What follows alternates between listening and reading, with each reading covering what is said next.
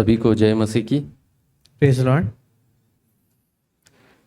मैं आपके सामने एक वचन पढ़ना चाहूँगा। I would like to read a verse before you. नीति वचन उसका 3 अध्याय उसका 5 वचन। Proverbs chapter 3 verse 5. वहाँ लिखा है, तू संपूर्ण मन से यहोवा पर भरोसा रखना और अपनी समझ का सहारा न लेना। Trust in the Lord with all your heart and do not lean on your own understanding.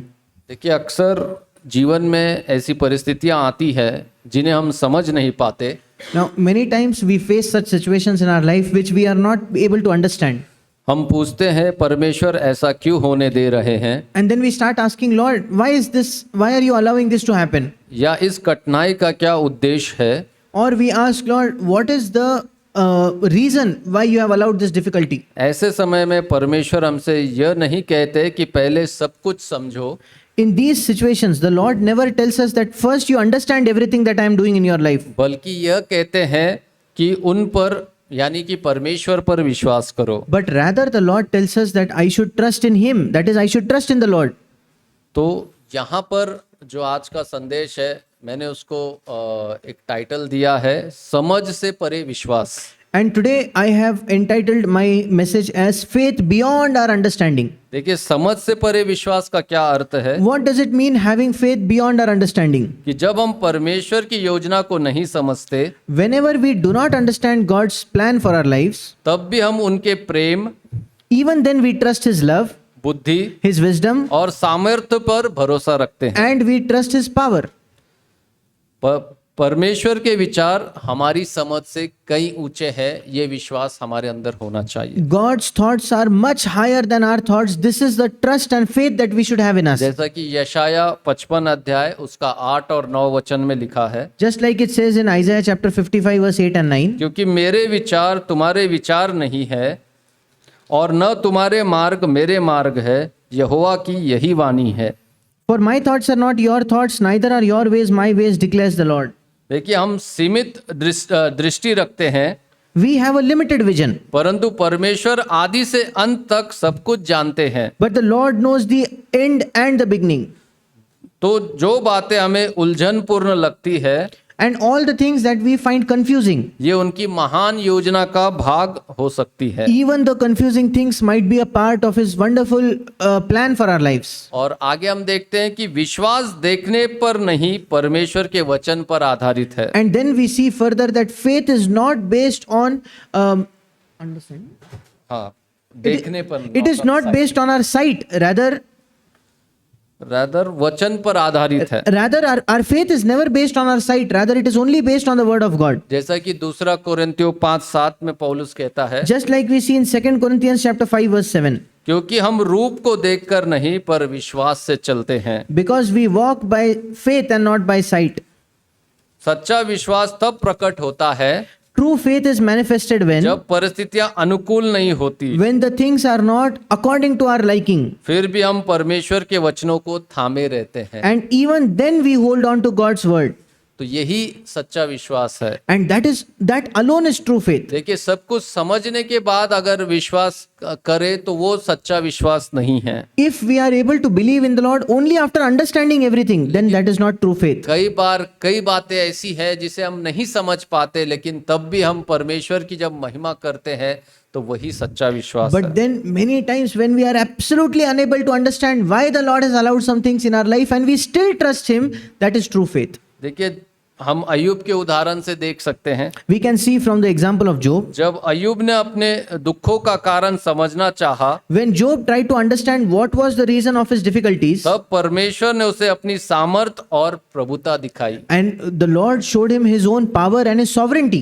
देखिए, प्रभु ने उसे ये नहीं कहा कि तेरे दुख का कारण ये पाप है, तेरे दुख का कारण तू वहां पर मेरी व्यवस्था को पूरा नहीं किया, या तेरे दुख का कारण कुछ और है। नहीं, प्रभु ने ऐसा कोई भी जवाब या तर्क संगत जवाब उसे नहीं दिया। The Lord did not tell him anything saying, hey, see, that is where you sinned and so this has come upon you. Or see, there you disobeyed me, so this has come upon you. The Lord did not give him a single answer that could satisfy his reason or his curiosity. लेकिन परमेश्वर ने अय्यूब के साथ क्या किया? अय्यूब को अपनी महिमा दिखाई। But what did the Lord do to Job? He showed him His own glory. हम पढ़ सकते हैं अय्यूब उसका 38 अध्याय उसका एक 38 अध्याय पूरा जब अध्याय आप पढ़ेंगे तो वहां पर परमेश्वर ने किस तरह से अपनी महिमा दिखाई है, लेकिन मैं केवल 4 वचन आपके सामने पढ़ना चाहूंगा। Now, in reality, the entire chapter of Job, chapter 38, is how God reveals his glory. But I will just read first 4 verses for you. देखिए, तब यहोवा ने अय्यूब को आंधी में से यूं उत्तर दिया,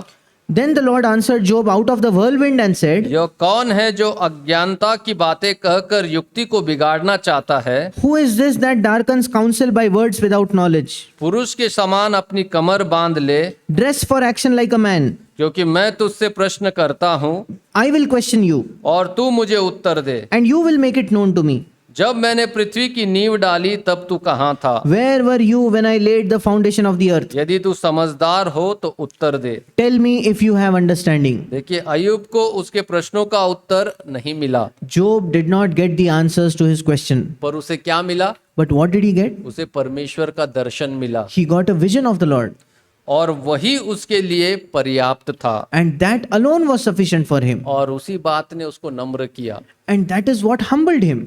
और वहां पर आगे जब हम रोमियो के अध्याय में देखेंगे तो रोमियो के 9 अध्याय में यही बात को पौलुस हमें समझाता है, परमेश्वर की सर्वसत्ता सामर्थ्य के बारे में। And further, when we read the book to the Romans, we see that the first 9 chapters Paul is trying to explain us the power and the sovereignty of God. तो हम 9 अध्याय उसके 20 वचन में पढ़ सकते हैं, Romeo 9:20। We can go to Romans chapter 9 verse 20. और वहां लिखा, हे मनुष्य, भला तू कौन है जो परमेश्वर से विवाद करता है? And there it says, but who are you a man to answer back to God?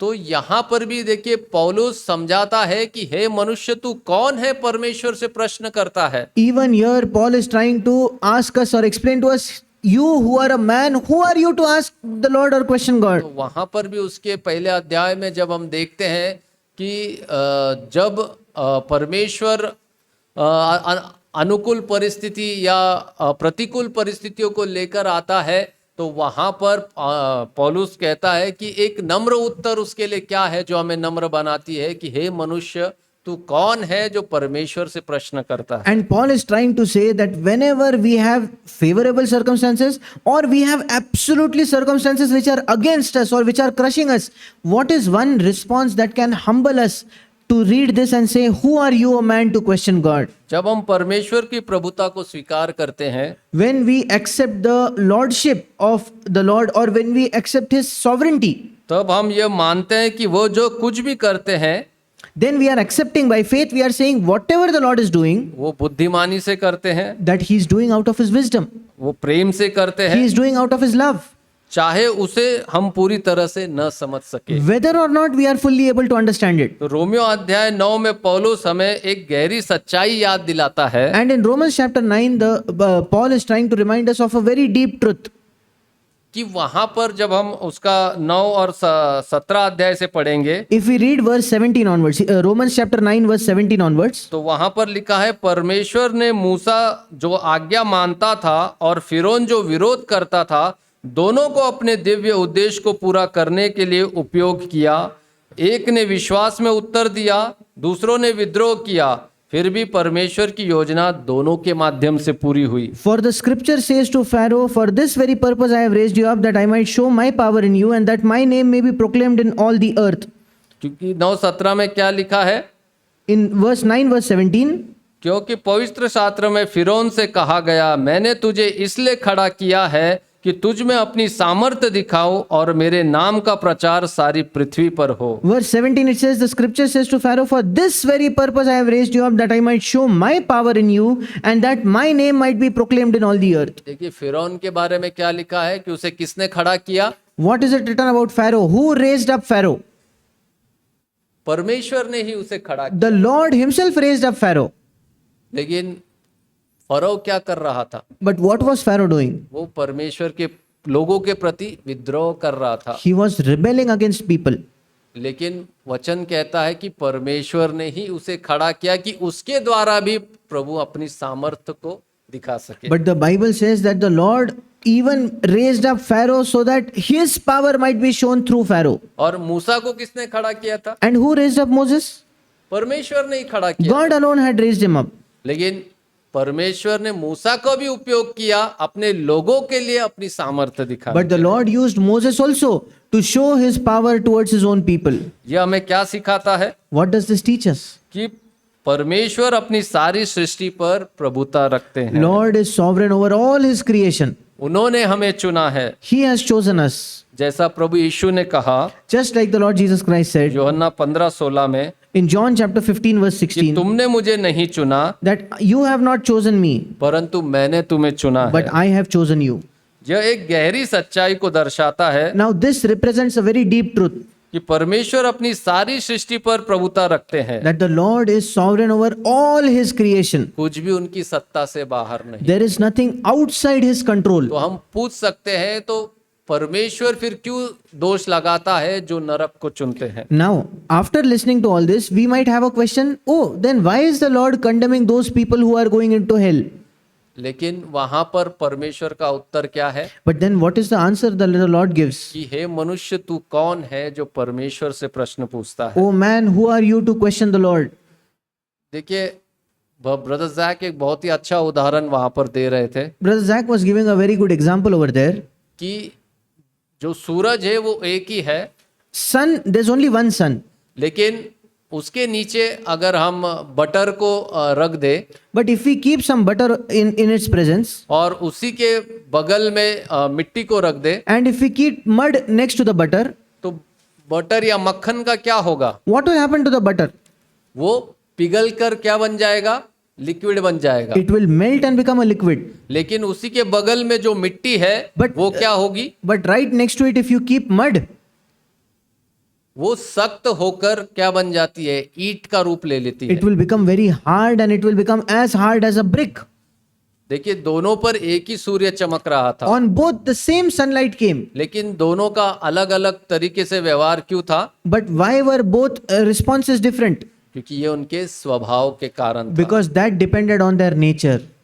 तो क्या आज हम परमेश्वर से पूछ सकते हैं कि ये फारो का हृदय क्यों कठोर किया और मूसा का हृदय क्यों नम्र किया? So today, can we ask Lord, why did you harden Pharaoh's heart and why did you humble Moses' heart?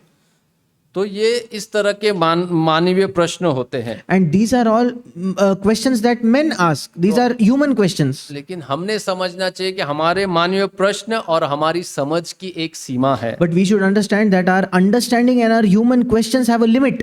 देखिए 9, 18, 19 में इस तरह पौलुस कहता है, Romans chapter 9 verse 18 and 19. तो फिर वो जिस पर चाहता है उस पर दया करता है और जिसे चाहता है उसे कठोर कर देता है। फिर तू मुझसे कहेगा वो फिर क्यों दोष लगाता है? कौन उसकी इच्छा का सामना करता है? Verse 18 and 19. So then he has mercy on whomever he wills, and he hardens whomever he wills. You will say to me then, why does he still find fault? Who can resist his will? देखिए इसका उत्तर And the answer to this question, कोई दर्शनीय व्याख्या नहीं है, it's not some big flashy definition, बल्कि यह एक नम्र करने वाली चेतावनी है, but that is a humbling challenge before us. जो कि 9 अध्याय रोमियो का 9 अध्याय 20 में आती है That we see Romans chapter 9 verse 20. कि हे मनुष्य भला तू कौन है But who are you, O man, जो परमेश्वर का सामना करता है? to answer back to God? क्या गढ़ी हुई वस्तु गढ़ने वाले से कह सकती है तूने मुझे ऐसा क्यों बनाया? Will what is molded say to its molder, why have you made me like this? जैसे कुम्हार के हाथ में मिट्टी, Just like mud in the hands of a potter. वैसे ही हम उस प्रश्न पर करने की स्थिति में नहीं है। Exactly like that, we are in no position to ask that question to the Lord. जिसने हमें बनाया है He who has made us, उसको हम क्या प्रश्न कर सकते हैं? what question can we ask him? देखिए कुम्हार जब एक मिट्टी का बर्तन बनाता है When a potter is making a clay pot, तो क्या वो मिट्टी उससे प्रश्न में पूछ सकती है कि तूने मुझे ऐसा क्यों बनाया? can the mud turn back and ask him, hey, why did you make me like this? तो परमेश्वर ने मेरी प्रार्थना का उत्तर क्यों नहीं दिया? Can we ask, why did you not answer my prayer, dear Lord? मेरे जीवन में ये बीमारी क्यों आई? Why did you allow a sickness in my life? दुष्ट लोग क्यों फलते फूलते हैं? Why do the wicked prosper? संसार में इतनी गरीबी, युद्ध और दुख क्यों है? Why is there so much of poverty? Why is there so much of war in this world? पवित्र शास्त्र में क्या सिखाता है? What does the Bible teach us? यह प्रश्न का उत्तर हो सकता है हमें इस जीवन में कभी नहीं It मिलेगा, is possible that we will never get the answer to these questions in our lifetime. लेकिन क्या हम मिट्टी की तरह नम्र होकर अपने आप को कुम्हार को समर्पित करने को तैयार है? But can we humble ourselves like the mud and surrender ourselves to the potter? और वो यही उदाहरण लेकर पौलुस भी समझाता है And then- रोमियो 9:21 में, And then taking the same example, Paul explains in Romans 9:21. क्या कुम्हार को मिट्टी पर अधिकार नहीं It says, has the potter no right over the clay? कि एक ही लोंद में से That from the same mud,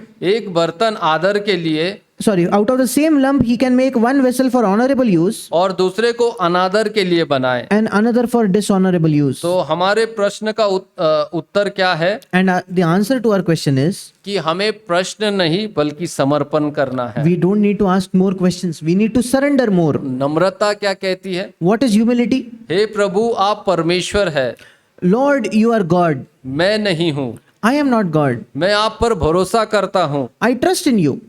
भले ही मैं समझ ना पाऊं। Even though I am unable to understand. और एक दिन जो हम अभी पूरी तरह नहीं समझ सकते, But one thing that we are never fully able to understand now, वो अनंत काल में स्पष्ट हो जाएगा। that we'll be able to understand during eternity. इसी प्रकार परमेश्वर ने हमारे जीवन की परिस्थितियों को निर्धारित की है Just in this manner, the Lord has ordained things in our life. कि हमारा जन्म कहाँ होगा, Where will we be born? हमारे माता पिता कौन होंगे, Who will be our parents? हमारी क्षमताएं क्या होगी, What will be our abilities? हमारे अवसर क्या होंगे। What will be the opportunities that we get? देखिए, जब हम इस सत्य को समझ जाएंगे When we understand this truth, तो ईर्ष्या then all jealousy, और तुलना all comparison समाप्त हो जाएगी। will end. तब हम शिकायत नहीं करेंगे Then we will not have complaints in our heart. और हमारे मन से, हमारे मुख से क्या शब्द निकलेंगे And what will come out of our mouth? कि मैं उतना बुद्धिमान क्यों नहीं हूँ, Why am I not so wise to मैं understand? उतना धनवान क्यों नहीं हूँ, Why am I not so rich to understand? मुझे ऐसे वरदान क्यों नहीं मिले। Why have I not got such gifts? क्योंकि हम जानते हैं कि कुम्हार अधिकारी है। Because we know that the potter has authority. क्या ये प्रश्न हमारे सामने है Are these questions in front of us? कि मुझे ऐसे माता पिता क्यों दिए, Why did the Lord give me such parents? मुझे ऐसे भाई बहन क्यों दिए, Why did the Lord give me such brothers and मुझे sisters? ऐसी पत्नी क्यों दी, Why did the Lord give me such a wife? या मुझे ऐसे चर्च के भाई बहन क्यों दिए। Or why did the Lord give me such brothers and sisters in the church? जिस दिन हम प्रभु की सर्वसत्ता सामर्थ्य को समझ लेंगे और उसके प्रति समर्पण हो जाएंगे, ये प्रश्न हमारे जीवन से हट जाएंगे। The day we understand God's sovereignty and surrender to it, that day all these questions from our life will disappear. तो अगर और एक उदाहरण से मैं आपको हमारी सीमा, प्रश्न की सीमाओं या हमारी बुद्धि की सीमाओं को समझाना चाहूं, From one more example, I want to show you the limit of our questions or the limit of our understanding, human understanding. देखिए, हमारा छोटा सा मन परमेश्वर की अनंत बुद्धि को पूरी तरह नहीं समझ सकता, Our small mind can never understand the infinite mind of God. और इसे समझने के लिए एक साधारण उदाहरण लेते हैं। And let's take a simple example to understand this. देखिए, कुत्ता कभी नहीं समझ सकता कि मनुष्य घर क्यों बनाते हैं, A dog can never understand why men build homes, क्यों शिक्षा प्राप्त करते हैं, why men go and get educated, विवाह क्यों करते हैं, why human beings marry, या कपड़े क्यों पहनते yeah, हैं। why human beings wear clothes. यदि कुत्ता इन बातों को न समझ पाए, If a dog cannot understand all these things about a human being, इसका अर्थ यह नहीं है कि उनके पीछे कोई कारण नहीं है। that does not mean that human beings have no reason to do all these things. एक नम्र कुत्ता A humble dog जो स्वीकार करेगा will accept this, मनुष्य उससे कई अधिक बुद्धिमान है। that a human being is much more wiser than him. इस प्रकार मनुष्य और परमेश्वर के बीच का अंतर भी असीमित है। Similarly, the difference or the vastness between a man and God is infinite. यदि कुत्ते और मनुष्य के बीच का अंतर 1 मिलीमीटर है, If the distance between a dog and man is 1 millimeter, तो मनुष्य और परमेश्वर के बीच का अंतर लाखों मीलों का है। then the distance between man and God is lakhs and lakhs of miles. और इसीलिए जैसा कि हमने पहले यशाया 55 उसका 8 और 9 में पढ़ा था, That's why just like we read in Isaiah chapter 55 verse 8 and 9, क्योंकि यहोवा कहता है कि मेरे विचार और तुम्हारे विचार एक समान नहीं है, For thus says the Lord that my ways are not your ways, न ही तुम्हारी गति और मेरी गति एक सी है। neither are my thoughts your thoughts. क्योंकि मेरी और तुम्हारी गति में और मेरे और तुम्हारे सोच विचारों में आकाश और पृथ्वी का अंतर For है। as high as the heavens are above the earth, so high are my thoughts over your thoughts. देखिए यहाँ प्रभु खुद कहते हैं कि हमारे और परमेश्वर के बीच में उनकी बुद्धिमानी में कितना बड़ा अंतर And है। here the Lord himself is telling how much difference there is between God's wisdom or God's mind and our mind. और अतः जब हम ये सब कुछ नहीं समझ पाते, And so when we are unable to understand all this, तब हमें नम्र होकर स्वीकार करना चाहिए we just have to humble ourselves and accept one कि thing, परमेश्वर हमसे कई अधिक जानते हैं। that the Lord knows much more than us. देखिए समस्या परमेश्वर के विषय का ज्ञान नहीं है, The problem is not our knowledge about God. लेकिन ये हमारे अंदर का घमंड है। The problem is always the pride within us. हमारा संघर्ष हमेशा बौद्धिक नहीं बल्कि आत्मिक होता है। Because our struggle is never intellectual. Our struggle is always spiritual. हम पहले समझना चाहते हैं और फिर समर्पण करना चाहते We हैं, first want to understand, then only we want to surrender. लेकिन पवित्र शास्त्र कहता है But the Bible tells us, कि मन सब वस्तुओं से अधिक धोखा देने the वाला Bible है। says that the heart is more deceptive than any other thing. ये आप यर्मिया उसका 17:9 में पढ़ सकते You हैं। can read this in Jeremiah chapter 17 verse 9. लेकिन जब हम लगातार परमेश्वर से प्रश्न करते रहते हैं, But when we are again and again questioning God, तो हम अनजाने में यह मान लेते हैं कि हमें सब कुछ जानने का अधिकार है। then unknowingly we are trying to understand, yes, I have the right to know everything. लेकिन जब आप नम्र होते हैं, But when you humble yourselves, प्रभु मैं सब कुछ नहीं समझता, Lord, I don't understand everything, Lord, लेकिन मैं आप पर भरोसा करता but हूं, Lord, I trust in you. तो हमारा यही उत्तर होना And चाहिए। that should be our answer. तो जब हम संसार में दुख, अन्याय, युद्ध, बीमारी और कष्ट देखते हैं, तो हम सब कुछ नहीं समझ पाते। And so when we see sorrow, when we see war, when we see difficulties in this world, we are unable to understand everything. लेकिन हम ये जानते हैं But we know this, कि परमेश्वर सर्वसत्ता संपन्न है, that the Lord is sovereign. वे अपने समय में कार्य करेंगे, He will work in His time. वे अपने तरीके से न्याय करेंगे, He will bring justice according to His own way. वे अपने समय से सब कुछ ठीक करेंगे। In His own time, He will make all things well. हमारा कर्तव्य प्रश्न करना नहीं Our responsibility is not to question God. बल्कि समर्पण करना है। Instead, it is to surrender to Him. नम्रता फिर से एक बार क्या कहती है? Once again, what does humility say? हे प्रभु आप परमेश्वर है Humility says, Lord, you are God, और मैं नहीं, and I am not God. मैं आपकी इच्छा को स्वीकार करता हूँ। I accept your will. तो यहाँ पर देखिए यही नम्रता कहती है कि परमेश्वर के सर्वसत्ता सामर्थ के सामने हमने समर्पण करना And चाहिए। this is what humility says, that we should surrender ourselves to the Lord and in front of His wisdom. शैतान हमेशा ये जो दुविधा है या ये प्रश्न लाने की हमारे सामने कोशिश करेगा। The Lord will always try to bring this doubt in front of us. देखिए जैसा उसने हव्वा के सामने इस प्रश्न को रखा था Just like Satan tried to bring this question in Eve's mind. कि अगर परमेश्वर सचमुच तुमसे प्रेम करता है तो क्यों उस पेड़ के फल को खाने के If the लिए Lord, मना किया है? sorry, if the Lord really loves you, why did He stop you? Why did He forbid you from eating that fruit? परमेश्वर ने हव्वा से केवल एक ही चीज कही थी कि तुम इस पेड़ के का फल खाओगे तो तुम निश्चित मरोगे। The Lord had told just one thing to Eve, that the day you eat of this fruit, you will die. पर उसके पीछे कोई कारण नहीं दिया था कि क्यों मरोगे। But the Lord never gave her a reason why she will die. तो हव्वा का काम क्या था? What was Eve's job? कि उसने नम्रता से समर्पण करना था कि परमेश्वर सर्वसत्ता रखने वाला परमेश्वर ने अगर उसने ये आज्ञा मुझे दी है तो उसके पीछे बहुत ही अच्छा कारण होगा जो मेरी भलाई के लिए होगा। She should have surrendered with humility, saying, if the Lord has given me this commandment, there is certainly a very good reason why the Lord has allowed this. लेकिन उसने परमेश्वर के प्रेम पर शंका की But she doubted God's love, और शैतान के बहकावे में आ गई and she got deceived by Satan, और उसने फल खाया and she ate that fruit, और पाप किया। and she sinned. तो आज हमारे जीवन में भी शायद वो ऐसे प्रश्न लेकर आ रहा हो Perhaps even today, Satan brings such doubts in our life. कि क्या परमेश्वर सचमुच तुमसे प्रेम करता है? Does the Lord really love you? तो तुम्हारे परिवार में बीमारी क्यों है? Why is there sickness in your family? तुम्हारे परिवार में इतना दुख क्यों है? Why is there so much of difficulty in your family? तुम्हारा जो आर्थिक जीवन है वहां पर इतनी कमी क्यों है? Why is there so much of lack in your financial life? देखो, आपका पड़ोसी तो परमेश्वर पर विश्वास ही नहीं करता, Look at your neighbor, he even does not trust the Lord. लेकिन उसके जीवन के अंदर संसार की कितनी वस्तुएं भरी पड़ी है। But how many things he has filled in his life, these worldly things? क्या ये प्रश्न हमारे जीवन में है? Do we have these questions towards the Lord?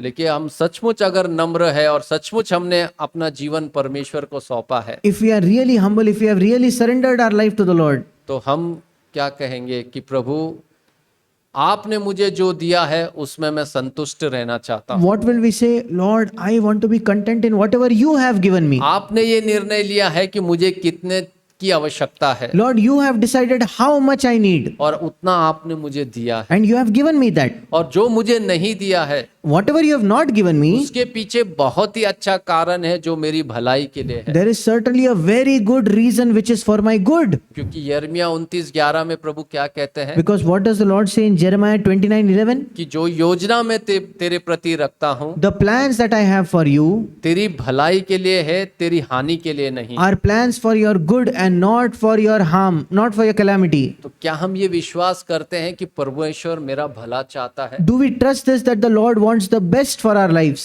देखिए, जवान लोगों, बहुत सारी, तुम सोचते होगे कि बहुत सारी आज्ञाएं हैं, कितने कठिन है इन आज्ञाओं का पालन करना। And young people, you might be thinking, oh, there are so many commandments. How difficult it is to obey all these commandments. माँ बाप के अधीन रहना कितना मुश्किल है, How difficult it is to be surrendered to our parents. और अलग अलग नियम जो बाइबल के अंदर दिए गए हैं कितने कठिन है। And different rules that are given in the Bible, how difficult are they? लेकिन जिस दिन आप परमेश्वर से प्रेम करोगे But the day you love God और अपने आप को नम्र करोगे and you humble yourself और ये कहोगे कि प्रभु, आप जानते हैं कि मेरे लिए क्या भला है, इसलिए इन सारी वस्तुओं को आपने मुझे मना किया हुआ है। and you say that, Lord, you know what is best for me. That is why you have forbidden me from getting these things.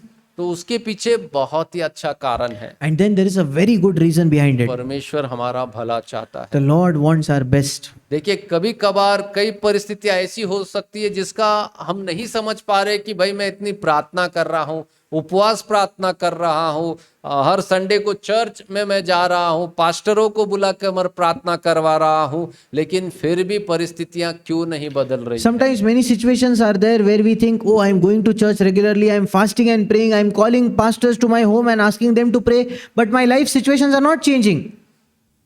हो सकता है वहां पर प्रभु चाहता है It is possible that the Lord expects or the Lord wants कि वो आप उसके प्रति समर्पित हो जाए, that you surrender to Him. कि प्रभु आप परमेश्वर है, Lord, you are God. जो भी आप मेरे जीवन में कर रहे हैं Whatever you allow in my life, आपकी उस इच्छा को मैं समर्पित कर होना I चाहता surrender to that will, that desire that you have. हूं, क्योंकि मैं विश्वास करता हूं कि आपकी इच्छा, आपकी योजनाएं मेरे प्रति भलाई की है, मेरे लिए बुराई की नहीं। Because I believe that your will and your plan for my life is for my good and not for my harm. अय्यूब को कोई उसके दुखों के कारण का उत्तर नहीं मिला, And Job never got the answer why he suffered. लेकिन परमेश्वर ने उसे अपनी महिमा दिखाई But the Lord still showed him his glory. और वहां पर उसने अपने आप को नम्र किया। And he humbled himself there. देखिए, पहले वो अपनी सारी धार्मिकता का प्रशंसा कर रहा था, There was a time where Job was constantly praising, this is my righteousness, this is my righteousness. और ऐसा नहीं कि वो झूठ कह रहा था, And it was not at all that he was lying. उसने उन सभी बातों को किया था, He had done all that. लेकिन तब भी प्रभु ने उसके जीवन में शैतान को अनुमति दी। But still the Lord allowed Satan to come and work all that in his life. क्यों? क्योंकि प्रभु उसे नम्र बनाना Because चाहते, the Lord wanted to humble him. उसमें आत्मिक घमंड से उसे नम्र बनाना चाहते थे। The Lord wanted him to humble himself and remove his spiritual pride within him. शुरुआत में अय्यूब को ये नहीं पता चला, Initially Job did not know this. लेकिन जब उसे परमेश्वर की महिमा को देखी और अपने आप को उसने समर्पण किया, तब उसका कारण उसे पता चला कि प्रभु उसे नम्र रखना चाहते थे। But when कि पहले तो उसे नहीं पता चला, लेकिन जब उसने अपने आप को परमेश्वर को समर्पित किया, तब उसे पता चला कि प्रभु उसे नम्र बनाना चाहते। initially Job did not see why the Lord allowed this, but there came a time when he surrendered himself to the Lord. Then he found out that the Lord wanted him to be humbled. और उसके बाद हम देखते हैं कि किस तरह परमेश्वर की आशीष उसके जीवन में आई। And after that, we see how God's blessing came into his life. पहले से भी दुगना उसे मिला। He got double portion of what he initially had. कुरिन्थियों की पुस्तक में भी हम पौलुस के विषय में पढ़ते हैं कि पौलुस बताता है कि उसके भी शरीर में एक कांटा चुभोया गया, We read about Paul in the book of Corinthians that there was a thorn in his flesh, लेकिन 3 बार उसने उसके लिए प्रार्थना की, and thrice he prayed for it. लेकिन वो कांटा प्रभु ने नहीं निकाला। But the Lord did not remove that thorn. और वहां पर प्रभु ने उससे केवल क्या कहा कि मेरा अनुग्रह तेरे लिए काफी है। What did the Lord tell him? That my grace is sufficient for you. और जब इस उत्तर के प्रति पौलुस ने समर्पित किया, And when Paul surrendered himself to that answer, तो वहां पर भी उसे उत्तर मिला कि वो आत्मिक रूप से घमंडी ना हो जाए, इस कारणवश प्रभु ने वो कांटा उसके जीवन में चुभोया। and the Lord gave him a similar answer that he should not have spiritual pride. That is why the Lord allowed that thorn in his flesh. परमेश्वर सर्वसत्ता रखने वाले परमेश्वर है, Lord is our sovereign. Our God is a sovereign God. सारी सृष्टि के रचयिता है। He is the creator of the heavens and the earth. Scientifically देखेंगे ना तो ये जो हमारी धरती है एक कण के बराबर ही है जो बाकी सारे ग्रह है उसके समक्ष। And if we see scientifically, our planet is nothing as small as a grain of dust if we compare it with the universe around. तो क्या इस सीमित बुद्धि से हम परमेश्वर को समझ सकते हैं? And then from our finite minds can we ever understand God? तो प्रभु जितना हमें अपने विषय में प्रकटीकरण देना चाहता है, क्यों नहीं हम उसको समर्पित हो जाए? And then when God wants to give us a revelation about himself, why don't we surrender? और जब प्रश्न आते हैं And when we have such questions, तो हमें नम्रता से समर्पित होना है we have to humble ourselves and submit to it. कि प्रभु तू परमेश्वर है, तू सब कुछ जानता है। We have to say, Lord, you are God and you know everything. और देखिए उसके बाद आपको भली भांति पता चलेगा कि इन सब के पीछे क्या कारण था। And then one day you will find out what was the reason behind all these things. आइए हम उस महानता के सामने प्रभु की हम समर्पित हो जाए। Let us surrender ourselves to that greatness and that glory of the Lord. प्रभु हम सबकी सहायता May the Lord help us all.